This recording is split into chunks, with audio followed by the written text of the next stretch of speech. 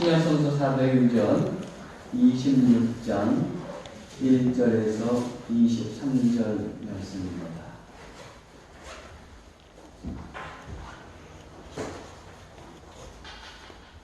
사도행전 26장 1절에서 23절 말씀, 우리 계시의 말씀을 한 절씩 교독하겠습니다.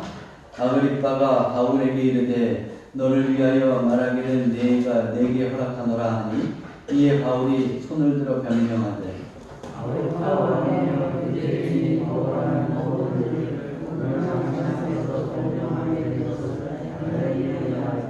특히 당신이 유대인의 모든 풍속과 문제를 아시니이다. 그러므로 내 말을 너그러이 들으시기를 바라나이다.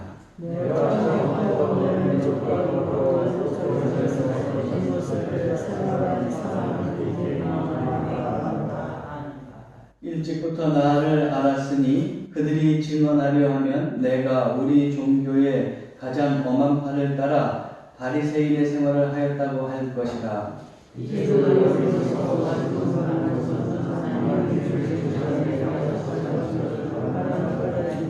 이 약속은 우리 12지파가 밤낮으로 간절히 하나님을 받들어 섬김을 얻기를 바라는 바인데, 아그리빠 왕이여, 이 소망으로 말미암아 내가 유대인들에게 고소를 당하는 것이니이다.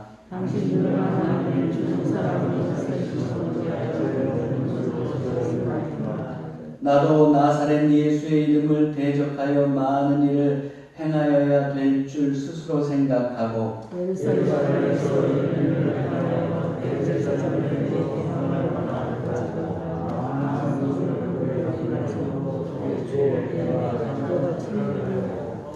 또 모든 회당에서 여러 번 형벌하여 강제로 모독하는 말을 하게 하고 그들에 대하여 심히 격분하여 외국 성에까지 가서 박해하였고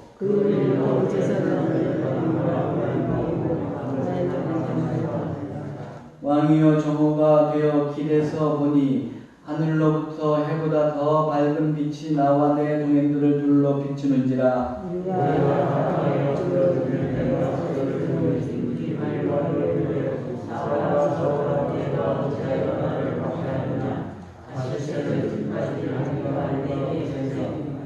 내가 대답하되 주님 누구시니까? 주께서 이르시되 나는 네가 박해하는 예수라.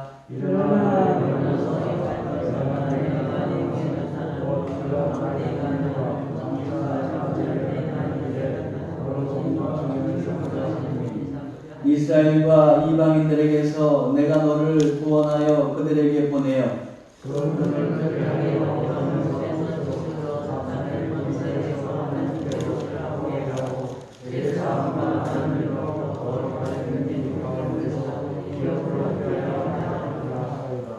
아그리빠 왕이여, 그러므로 하늘에서 보이신 것을 내가 거스르지 아니하고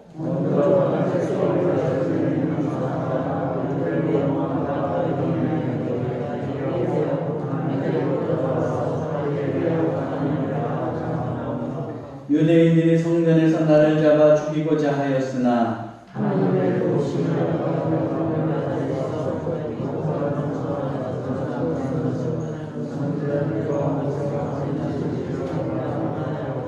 다같이 곧 그리스도가 고난을 받으실 것과 죽은 자 가운데서 먼저 살아나타나 이스라엘과 이방인들에게 빛을 전하시리라 하니이다 하니라. 아멘.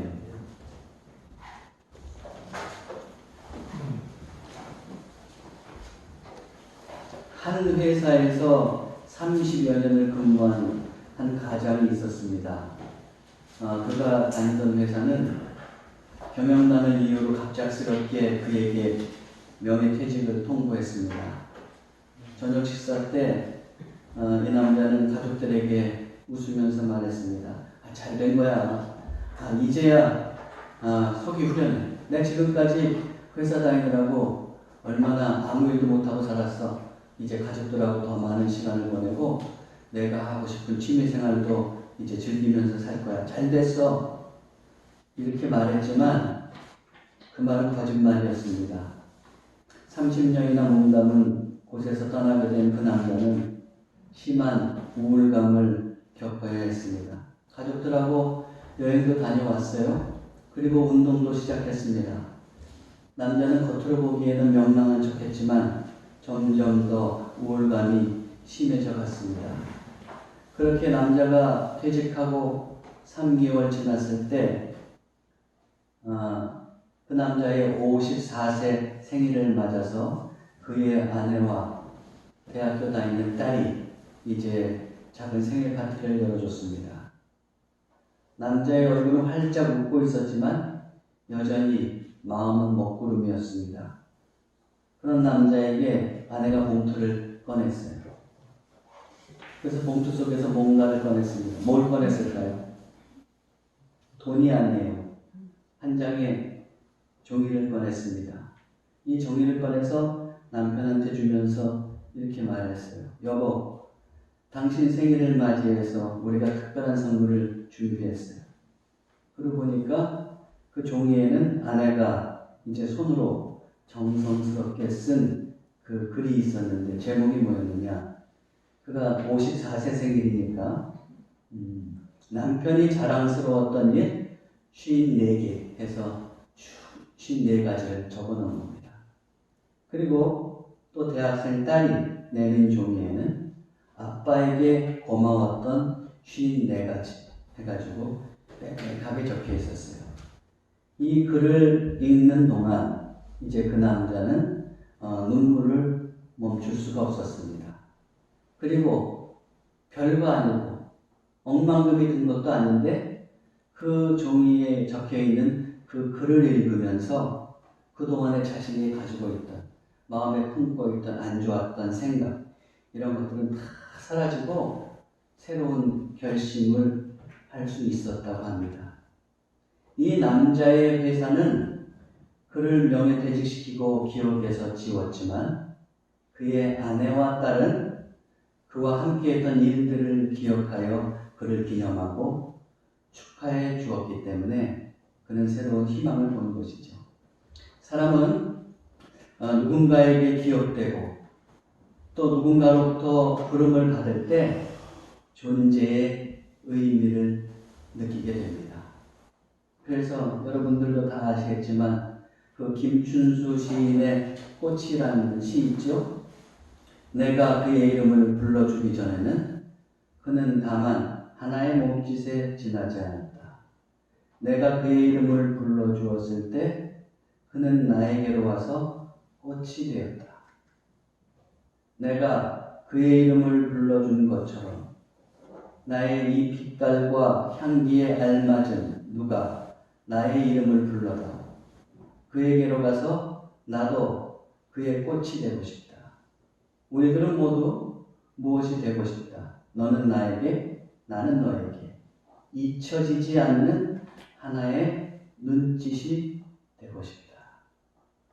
우리는 하루에도 수많은 사람들을 마주칩니다. 그러나 우리가 그 사람들한테 관심을 두지 않을 때 한낱 나와 상관없는 객체가 되고 맙니다. 그렇지만 우리가 그를 주목하여 보고 진심으로 그의 이름을 불러주면 그때 그의 삶은 꽃처럼 화사하게 빛날 수도 있습니다. 우리도 마찬가지입니다. 누군가 나를 귀하게 불러주고 마음을 써줄 때 우리는 거기서 삶의 의미를 찾게 되죠. 아무도 나를 생각해 주지 않아요. 다 외면하고 살아요. 그런데 누군가만은 나에게 관심을 주고 내 이름을 의종아 딱 불러준다고 해보세요. 얼마나 반갑겠습니까? 내 존재의 의미가 그때 딱 살아나는 거죠. 지금 누가 여러분의 이름을 부르고 있습니까? 혹시 여러분은 한 살 한 살 한 해 한 해 더 살아가면서 많은 사람들로부터 잊혀지고 망각되는 존재라고 생각하고 있지 않습니까? 그래서 쓸쓸하다는 생각이 들지는 않습니까? 그러나 여러분 쓸쓸해하지 마십시오. 특별한 눈으로 우리를 바라보고 부르는 이가 있기 때문입니다. 바로 우리 하나님이십니다. 오늘도 우리는 그 주님의 은혜로 여기 함께 올 수가 있었어요. 하나님께서 우리와 함께 하시고 불러 주셨기에 우리는 이 예배당에 와서 이렇게 예배하게 되었습니다. 이전에도 하나님은 우리를 주목해 보셨습니다. 우리가 어머니의 태중에 있을 때, 수십 년 전 어머니의 태중에 있을 때, 그때도 주목하셨고, 아니, 그 어머니의 태중에서 내 형질이 생기기 전에도 하나님은 나를 이미 계획하시고 주목하셨어요. 그래서 시편 139편 16절 보면, 세번역으로 보면 이렇게 표현되고 있습니다. 나의 형질이 갖추어지기도 전부터 주님께서는 나를 보고 계셨으며 나에게 정하여진 날들이 아직 시작되기도 전에 이미 주님의 책에 다 기록되었습니다. 세상에서 사람들이 나를 주목하지 않아도 여러분 꼭 기억해야 될 영적인 진리는 하나님께서 나를 주목하고 계셨다. 내 형질이 생기기 전부터 주목하고 계시고 계획하고 계시고 그리고 지금도 함께 하시고 우리를 주목하며 이끌어 가신다는 것을 여러분들 꼭 느끼시고 힘내서 살아가시기 바랍니다. 하나님은 지금도 우리를 주목하고 부르고 계십니다. 이렇게 우리를 부르시는 하나님께는 우리는 어떻게 해야 될까요? 우리가 어떻게 응답해야 될까요? 우리가 해야 할 두 가지 순종이 있습니다. 그것을 오늘 말씀을 통해서 살펴보려고 합니다. 첫 번째로 우리는 소명에 순종해야 합니다. 소명에 순종하자. 한번 따라해 보세요. 소명에 순종하자. 예, 다시 말하면 하나님께서 우리를 부르시고 하나님께서는 우리를 부르시고 믿음의 길에 함께 동행하기를 원하십니다.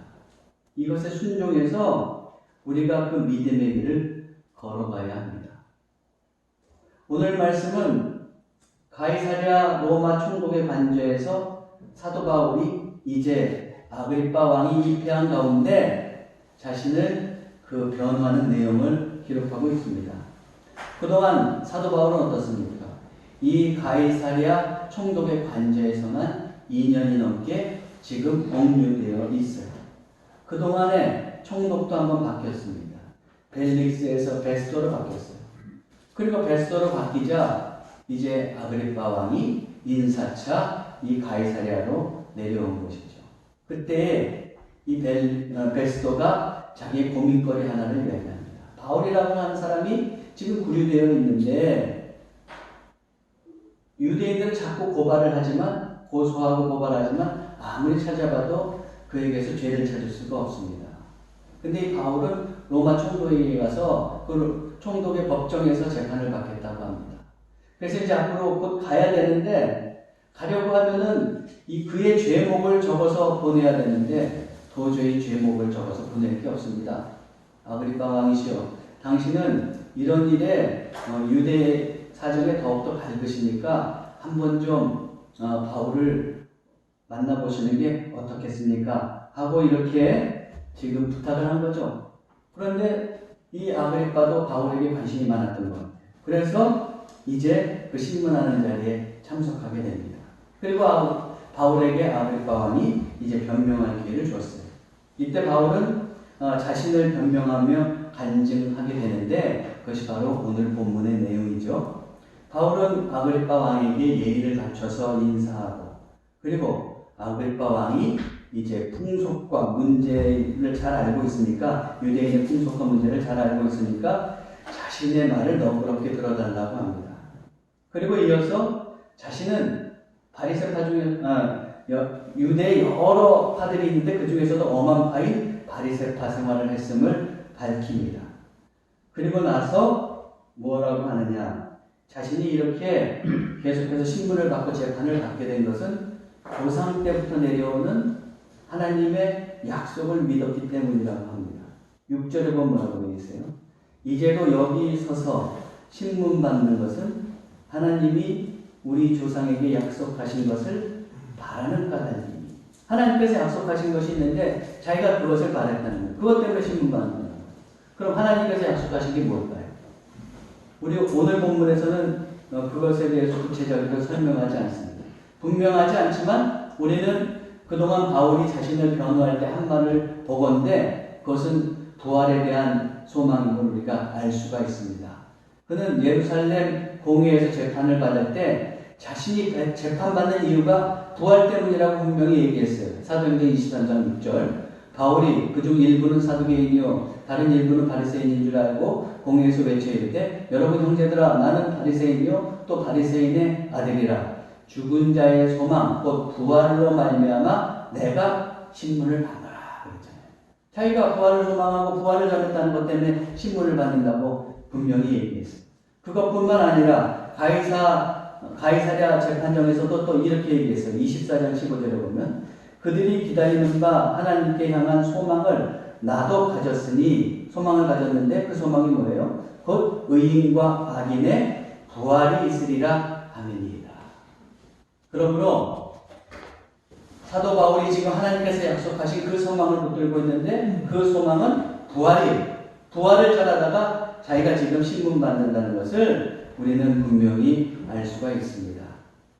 이것을 이제 아그리빠 왕에게 얘기하면서 나는 부활의 소망 때문에 이렇게 신문 받는데 왜 당신들은 믿지 않습니까? 이렇게 반문합니다.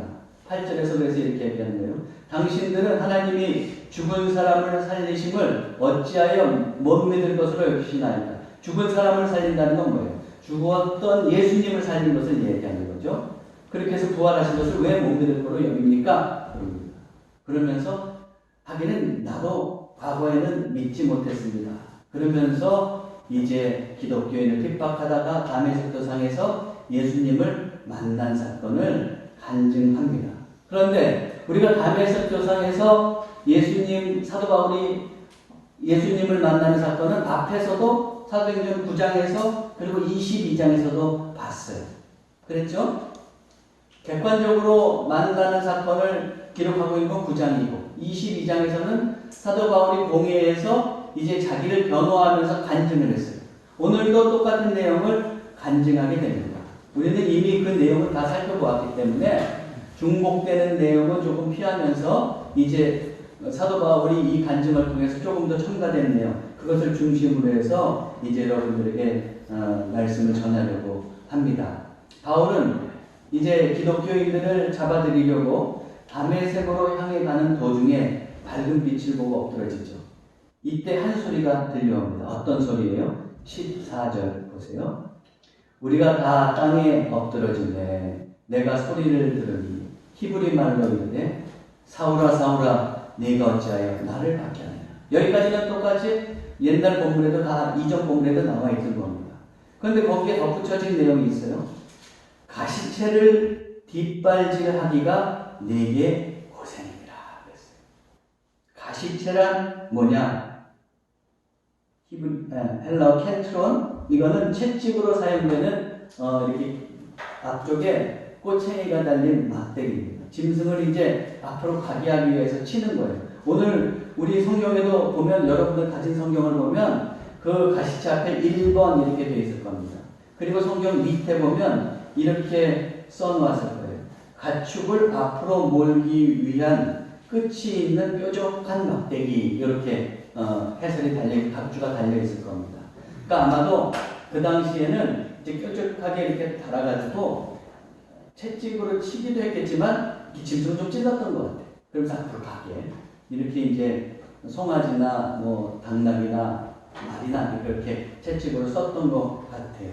자, 그런데 이렇게 이 가시체를 뒷발질한다 그랬어요. 근데 우리가 보는 그 원문을 보면 락티저는 그냥 발질한다는 뜻이에요. 근데 여러분들은 한번 보세요. 짐승들이 발로 찰 때 어떻게 해요? 거의 다 뒷발을 뒤로 찬다고. 그래서 이제 개혁 성경에서는 우리 개정 개혁에서는 그것을 번역할 때 뒷발질 한다고 했어요.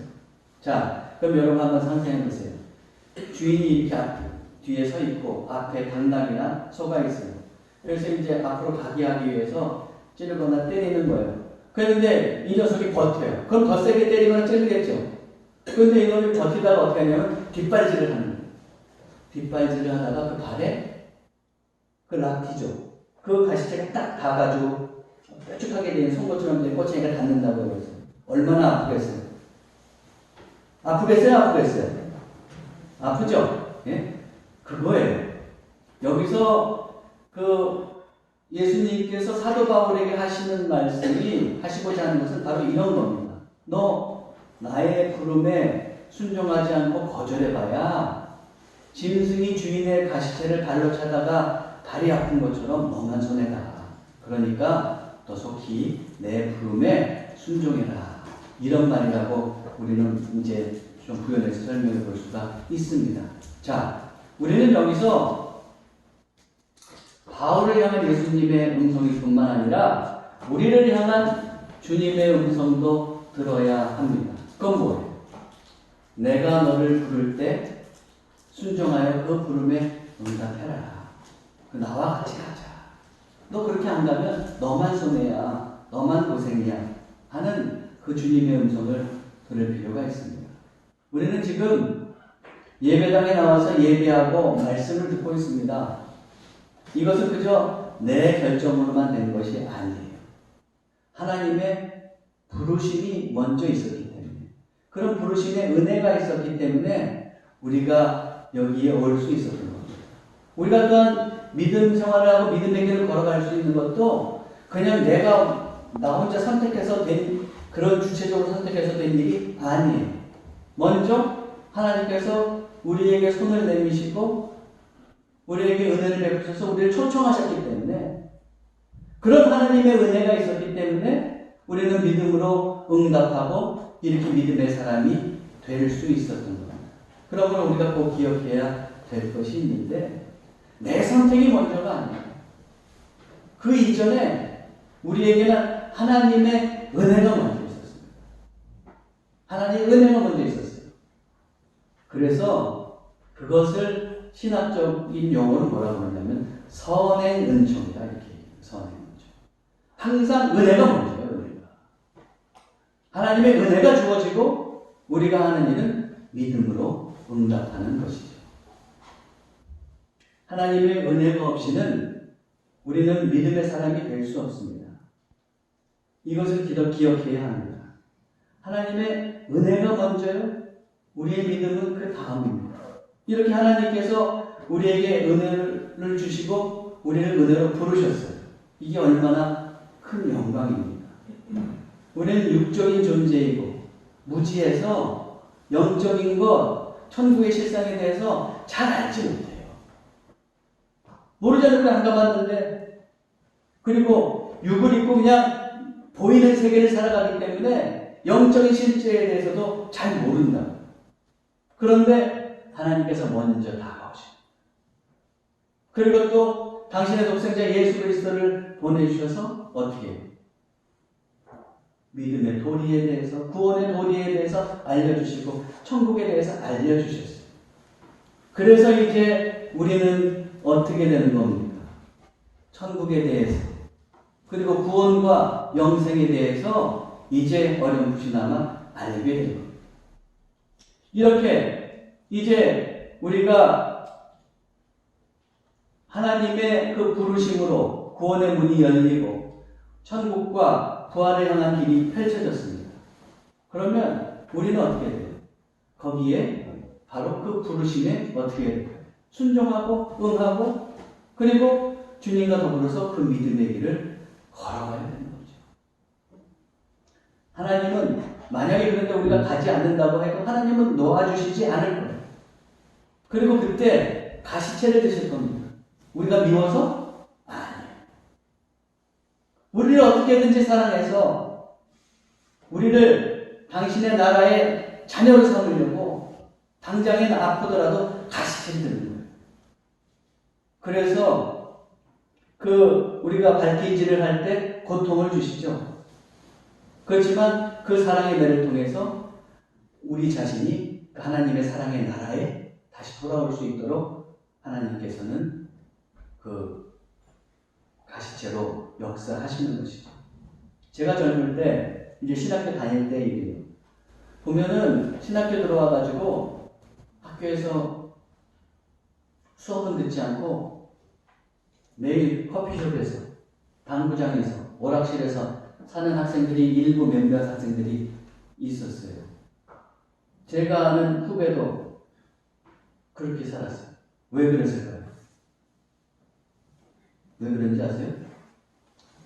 그 당시만 해도 부모님이 서원기도에서 신학교에 오는 자녀들이 꽤 있었어요.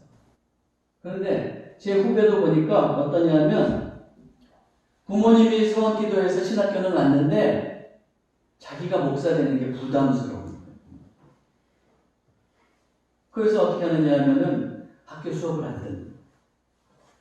그래서 매일 당구장으로, 오락실로, 커피숍으로 다니는 거예요. 그러다가 그 후배가 결국에는 학교를 그만뒀습니다. 우리 주변에서는 참 선배로서 저도 안타까웠죠.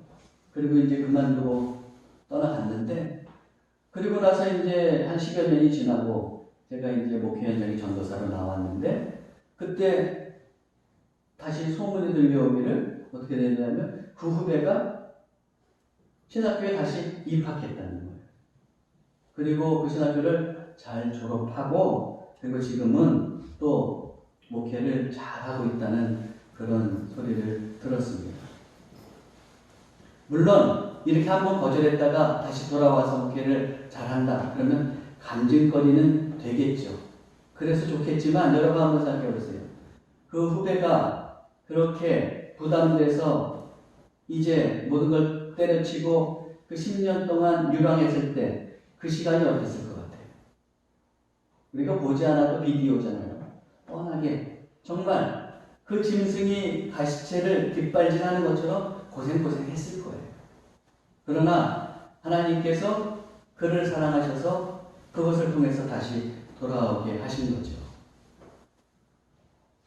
간증거리는 됐을지 몰라도 그 후배가 조금 더 일찍 하나님의 부르심에 응답했다면 그 10여 년 동안 가시체를 차는 그런 고통은 겪지 않았을 겁니다. 우리는 모두 하나님의 부름을 받은 사람들입니다. 소명받은 사람들이에요. 사랑하는 성도 여러분, 그 부르심에, 거룩한 부르심에 순종하는 마음으로 주님과 더불어서 동행하고 믿음의 길을 온전히 걸어가시기 바랍니다. 우리 생명 가는 날까지 그렇게 가야 돼요. 때때로 믿음 생활하다가 보면 권태기가 올 수도 있어요. 그리고 또 믿음의 길에서 이탈하려는 유혹을 받을 때도 있습니다. 그러나 그렇게 해서 떠나가 봐야 우리는 하나님의 손바닥 안에. 그리고 어떻게 해요? 우리가 아무리 발버둥 칠 때 오히려 송아지가 말이 가시체를 뒷발질하는 것처럼 우리는 고통을 또 겪게 될 것이고, 그러다가 결국에는 돌아오고 말 것입니다. 그렇게라도 붙들어 주신 하나님께 감사해야겠지만 기왕이면 여러분들 가시체를 차기보다는 순종으로 하나님의 그 부르심에 응하시고, 그리고 은혜 가운데서, 주님의 은혜 가운데서 기쁨으로 신앙생활을 이어가시기를 부탁드립니다. 두 번째로 우리가 또 순종해야 될 한 가지가 있는데 그것은 무엇이냐? 우리는 사명에 순종해야 합니다. 하나님은 우리를 부르시고 그냥 거기서 끝나는 것이 아니라 우리에게 크고 작은 사명을 주십니다. 그 사명을 우리는 순종하는 마음으로 감당해야 합니다. 바울의 간증을 계속해서 좀 더 보겠어요. 이제 부활하신 예수님께서 바울을 부르셨습니다. 이때 이제 네가 왜 나를 핍박하느냐, 박해하느냐, 가시체를 뒷발질하기가 네게 고생이다, 이런 말씀을 하시자 바울이 그때는 사울이죠. 사울이 얘기하는 겁니다. 주님 누구십니까? 하고 물었어요. 그러니까 예수님께서 뭐라고 하세요? 나는 네가 핍박하는 예수다. 이렇게 15절에서 말씀합니다. 그리고 나서 예수님은 바울에게 그가 해야 할 사명을 말씀해 주십니다. 16절 보세요. 일어나 너의 발로 서라. 내가 네게 나타난 것은 곧 곧 내가 나를 본 일과 장차 내가 네게 나타날 일을 너로 종과 증인을 삼으려 함이니 그랬어요. 사도 바울을 종과 증인으로 삼는다 그랬어요. 복음 증거하는 사명을 주신다는 거예요. 그렇죠? 사명을 주셨어요. 자, 이어서 바울은 또 그 과거의 일을 이렇게 고백하고 있어요. 예수님께서 계속 말씀하시는 거예요, 바울에게. 이스라엘과 이방인들에게 가서 내가 너를 구원하여 그들에게 보내어 그 눈을 뜨게 하여 어둠에서 빛으로 사탄의 권세에서 하나님께로 돌아오게 하고 죄사함과 나를 믿어 거룩하게 된 무리 가운데서 기업을 얻게 하리라 하더이다. 이렇게 예수님께서 말씀했다고 지금 바울이 얘기합니다. 한마디로 뭐예요? 이스라엘 사람, 이방 사람 구분하지 않고 다 그 사람들을 이제 복음을 전해서 구원해서 그 사람들을 사탄의 권세에서 하나님께로 돌아오게 하는데 너를 쓰겠다. 이렇게 지금 사도 바울을 부르셨다는 거예요. 자, 그럼 이런 사명을 사도 바울에게 주셨어요. 예수님께서. 그때 사도 바울은 어떻게 했느냐 이거예요. 19절에서 20절 보세요. 아그리빠 왕이여, 그러므로 하늘에서 보이신 것을 내가 어떻게 했다고요? 거스르지 않아요. 사명 주신 거 거스르지 아니하고 먼저 다메섹과 예루살렘에 있는 사람과 유대 온 땅과 또 이방인에게까지 회개하고 하나님께로 돌아와서 회개에 합당한 일을 하라 전했다 그랬어요. 거스르지 않고 바로 순종해서 그 사명을 감당했다. 그 사명을 감당하는데 언제까지 감당하는 거야? 계속 현재까지 그 상황까지 지금 바울이 있는 그 자리까지 감당해 온 거예요. 그래서 22절에 23절 보면 이렇게 돼 있어요. 하나님의 도우심을 받아 내가 오늘까지 서서 높고 낮은 사람 앞에서 증언하는 것을. 어때요? 주신 사명 처음에 딱 감당해서 순종하고, 그 다음에 어떻게 해요? 거스르지 않고 순종하고, 그리고 어때요? 그 바울이 서여 있는 그 현재까지도 그는 최선을 다해서 그 사명을 감당하고 있는 것을 우리는 볼 수가 있습니다. 자, 그 중간에는 이 사명을 감당하면서 또 많은 고통을 받기도 했어요. 그렇지만 그것을 다 이겨내면서 사도 바울은 사명을 감당하고 있어요. 하나님께서는 우리를 부르시고 그리고 우리가 하나님과 함께 동행하면서 믿음의 길을 걸어가기를 원하시지만 그것과 더불어서 또한 우리에게 사명도 주세요. 교회와 가정에서 우리에게는 크고 작은 사명이 있습니다. 더불어서 우리는 세상에서 복음을 전할 그런 사명이 있어요.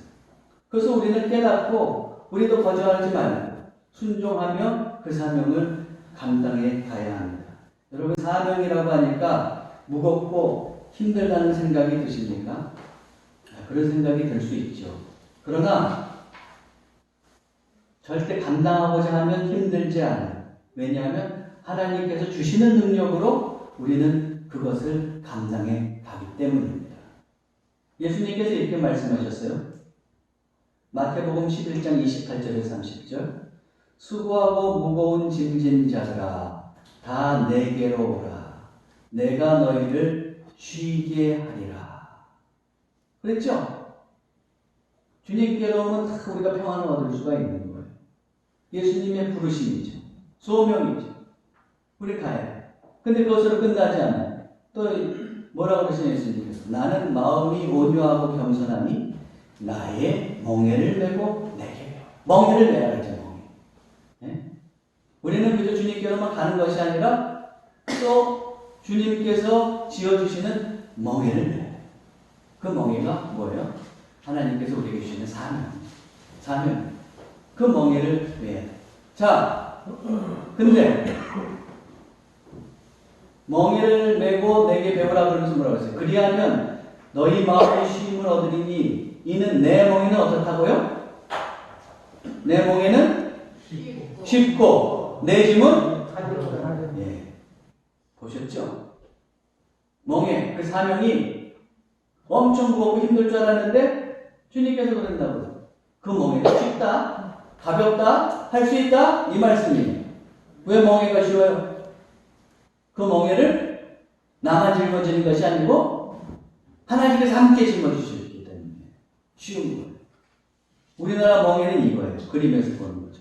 소 한 마리가 주로 저 멍에를 메고 그 다음에 뒤에 수레를 끌게 되어 있는 겁니다. 그렇죠? 이스라엘의 멍에는 어떠냐면 결의소가 내는 멍에예요. 두 마리가 같이 멍에를 메게 되어 있어요. 보통. 그러면 내가 멍에를 메면 내 옆에 누가 메고 계세요? 하나님이 같이 내니까.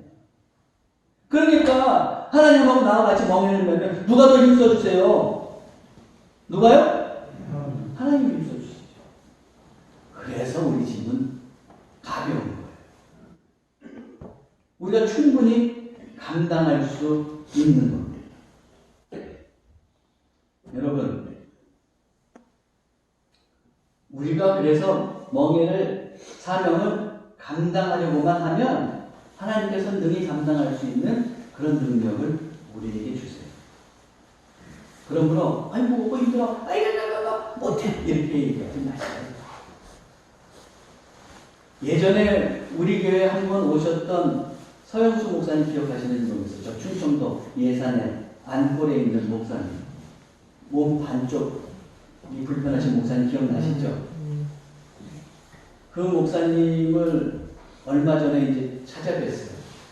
갔더니 이제 그 목사님이 또 몇 년 전에 그 몸에 마비가 와가지고 거의 이제 활동을 못 하시고 그래서 사모님도 같이 신학교를 나왔어요. 그래서 이어서 그 작은 교회를 이제 그 아내 되는 지금 목사님이 되셨대요. 그분도 목회를 이어서 이제 그 아내 목사님이 하는 거예요.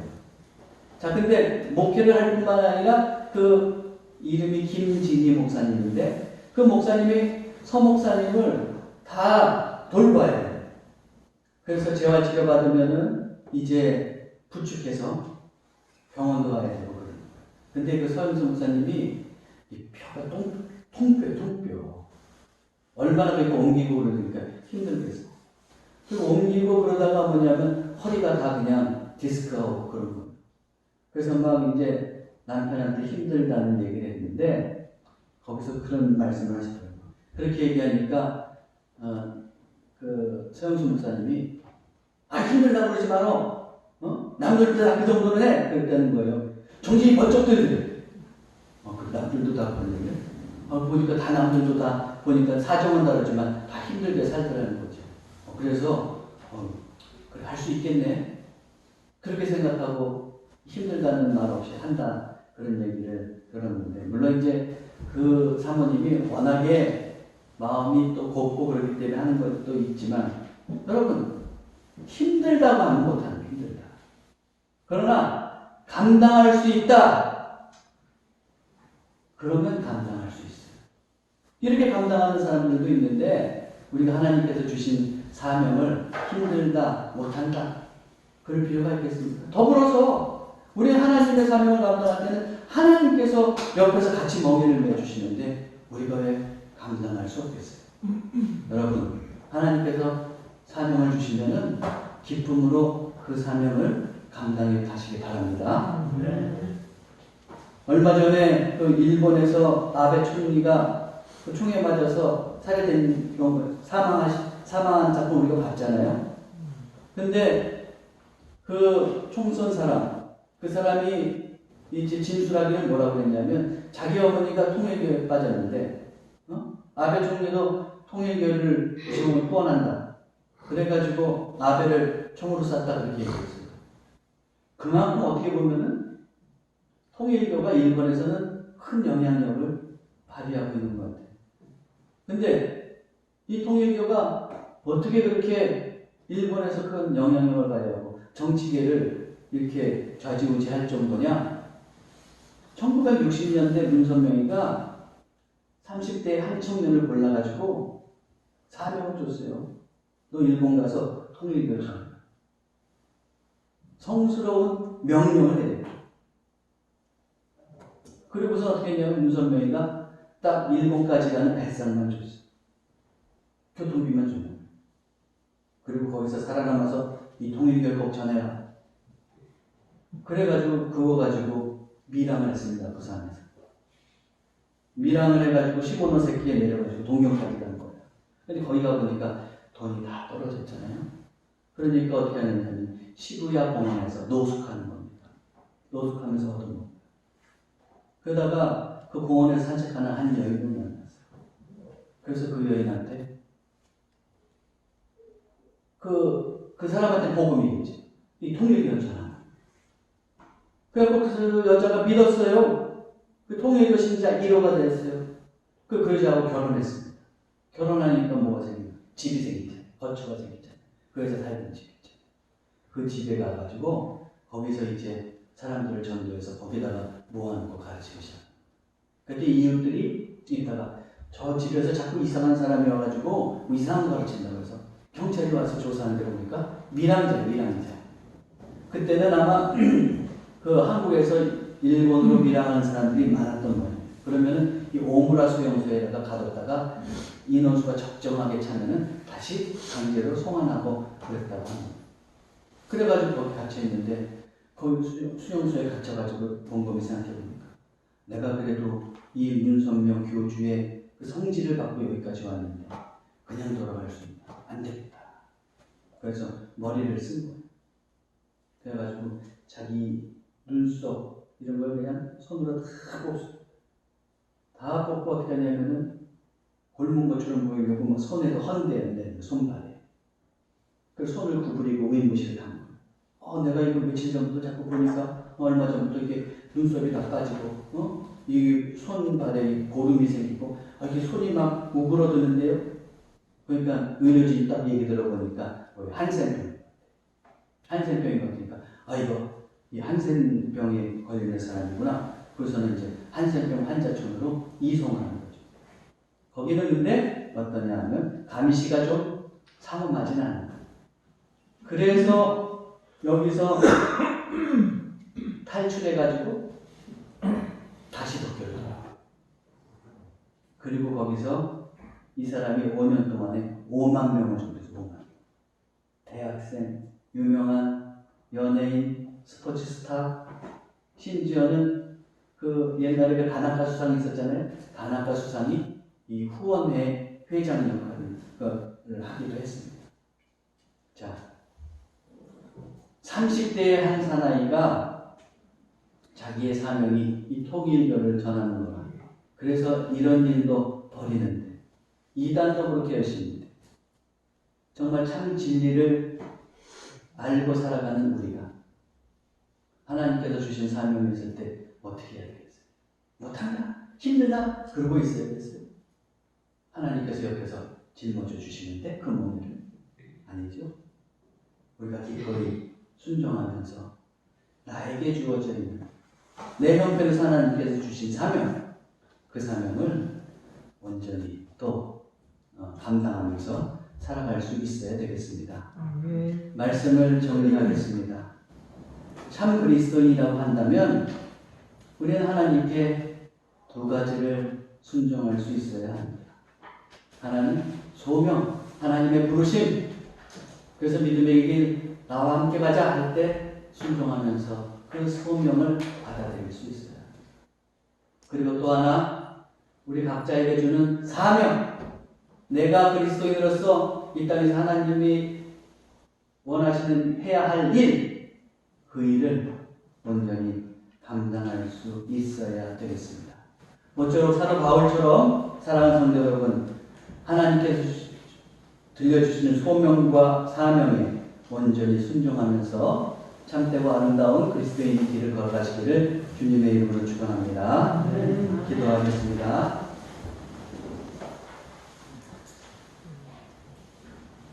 사랑의 하나님, 우리가 비록 세상에서 잊혀질지라도 하나님께서는 우리를 잊지 않으시고 우리를 주목해 보시며 고귀한 존재로 여겨주심을 깨닫습니다.